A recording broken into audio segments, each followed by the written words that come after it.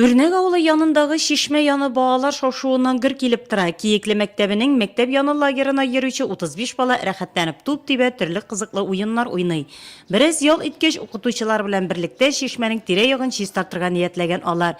Табигатьне саклау һәркемнең изге бурычы икәнен кичкенәдән үк белеп үсә яшь буын. Без бакчада эшләп тә алабыз, кышкыга яшелчәләр үстерәбез. Без бу тирә-якны шишмәне җыштырсак, бу чисталык бездән тора. Киекле мәктәбендә укучыларга экологик тәрбия бирү буенча әңгәмәләр еш үткәрелә.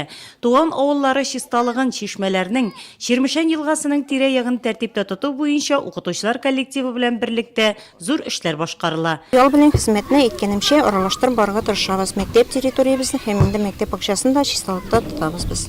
Бүгенге көндә балалар Заречный, Нурсан, Шияле алан лагерьларында ял итә. Заречный сәламәтләндерү лагерында икенче смена башланды.